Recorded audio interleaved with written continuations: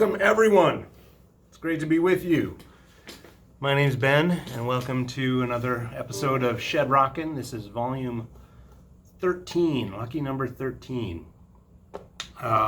Just a little E minor to G to C jam. You can play that as long as you want. Trying to play stuff that sounds good over that. You can let me know whether I did that. First question from the correspondence board, Donkey Dude. He says, where can we find your recorded music? So I've put something together to help you do just that. It is a Spotify playlist called Rockin Chronicles. I've linked to it in the description zone there on the YouTube on all the videos. So if you hear it and want to hear what the albums sound like, you can click through it. There's 5 albums of mine on Spotify, and I picked some select tracks in a special sequence to make it as great as I could on the Spotify there. And if you dig one record in particular, you can just go click on that and listen to the full thing on Spotify and have a good time with that. So anyway, I hope you guys like that, and let me know what you think. The albums are very guitar heavy and very guitar centric. They feature a good amount of guitar overdubs and a lot of parts and kind of interweaved sections. And so I can talk about overdubbing different guitar sounds and my kind of philosophy and thoughts on that. Basically, the aesthetic that I am trying to achieve is the sound of a band playing live, for the most part. It's like you're listening to a band and they're right in your ears and they're just playing in front of you, and you can hear everything. You can hear the drums and you can hear the bass and the guitar and you can hear the vocals. And it's a very live, spontaneous kind of feel that I try to achieve, especially on my more recent stuff. And I think that's probably inspired by Urge Overkill in particular, the emotional impact of some of the songs on Exit the Dragon, for example. It's like the warts and all kind of thing brings you closer to the music and the musician and the emotion of what you're hearing, because you can tell it hasn't been like overly varnished. So that being said, I don't like to keep mistakes in or anything that sounds bad, but I do want to get that just maybe a little rough around the edges, just like, hey, we just showed up and played this, and here it is. My favorite music of all time is perfected. If you think about Permanent Waves or Moving Pictures by Rush, these records are, it's not rough around the edges. It's frickin' note perfect. Everything. And that's probably more pleasurable to listen to in the long run than stuff that has mistakes in it or rough edges.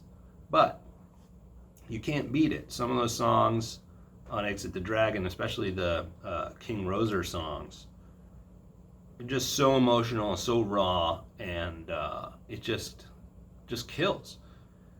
And so that's an aesthetic that I want to try to get in the stuff that I make, is that just no apologies, here it is, and try to make the music as emotionally impactful as possible, and however you can do that.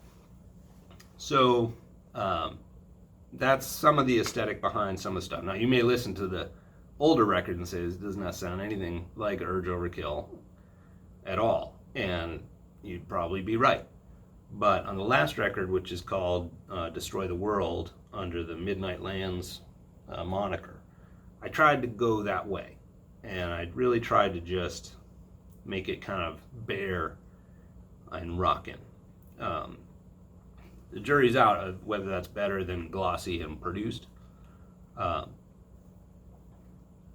being said, I tried to produce it as well as I could in that context.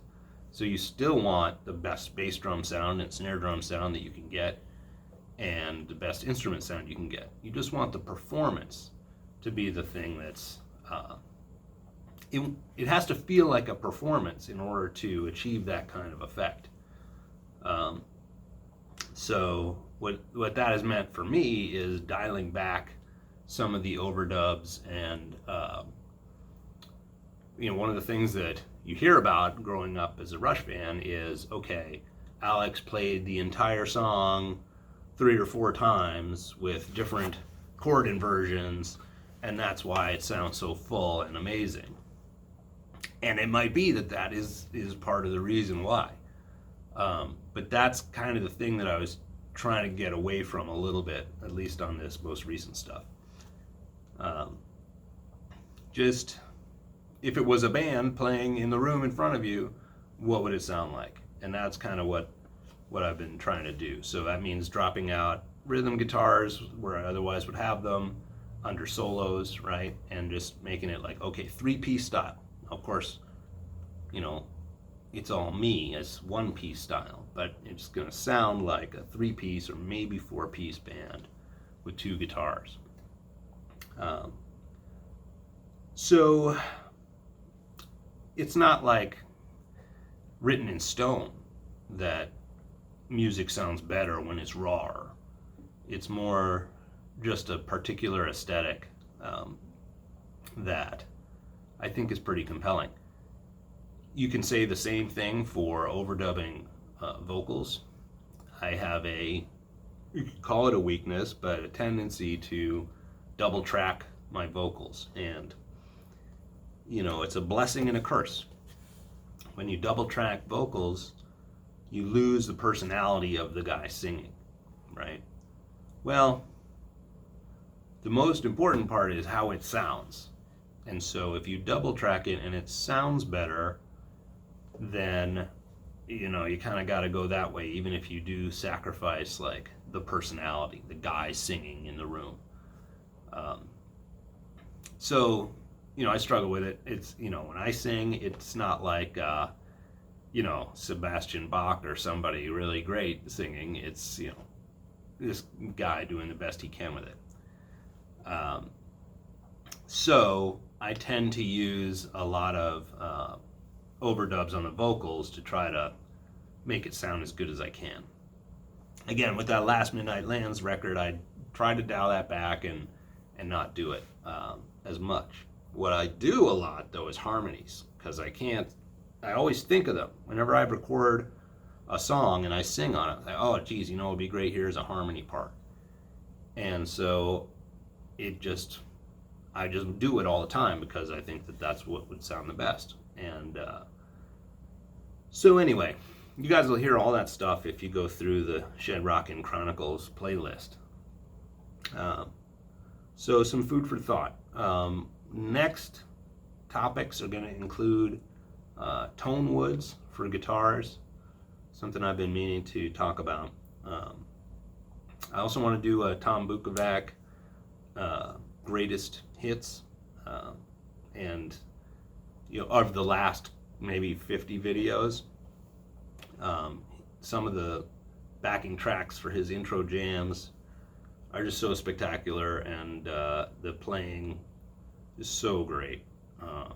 The one immediately that comes to mind, he's playing this gold baritone Telecaster. I think it's got little mini humbuckers in it. It's maybe 108 or who knows, which I'll figure it out later. But Jesus, it's so great.